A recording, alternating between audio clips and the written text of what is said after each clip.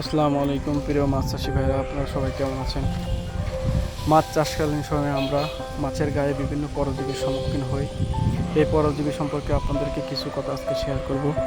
পরজীবী বলতে আমরা এমন কতগুলো পোকাকে বোঝাই যেগুলো মাছের জন্য ক্ষতিকর।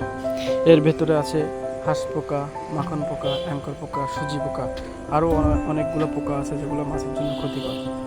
এই পোকাগুলো যদি দীর্ঘদিন যাবৎ আপনার মাছের গায়ে অবস্থান করে বা আপনার ঘিরে মাছে দেখা যায়, সেক্ষেত্রে আপনার মাছগুলো দেখবেন শোকা হয়ে যাবে, মাছে খাওয়ার চাহিদা থাকবে না, মাছের গায়ে রক্ত স্বল্পতা দেখা দেবে, এমনকি এক পর্যায়ে আপনার পুকুরের মাছ মরা শুরু হয়ে যায়।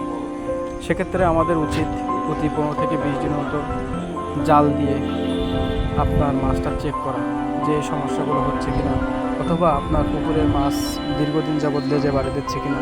যদি এমন কোনো সমস্যা দেখেন, অবশ্যই দ্রুততার সহিত আপনার এর ট্রিটমেন্ট বা প্রতিকার যেটা আছে সেটা ব্যবহার করবেন। আমরা যেটা এক কথায় উপন্যাসক বলি, আপনাদের আশেপাশে যারা মাছের মেডিসিন বিক্রি করে সেখানে গিয়ে আপনারা কীটনাশকটা এনে প্রতি 25 থেকে 30 দিনের মাথায় একবার করে অবশ্যই ব্যবহার করবেন। মাছ সুস্থ থাকলে মাছের গ্রোথ আপনি যাই খেতে দেন না কেন, মাছের গ্রোথ এমনি হবে। কিন্তু আপনার মাছ যদি সুস্থ না থাকে, আপনি যতই খাবার দেন না কেন, আপনার মাছের গ্রোথটা আপনি আশানুরূপ কখনোই পাবেন না।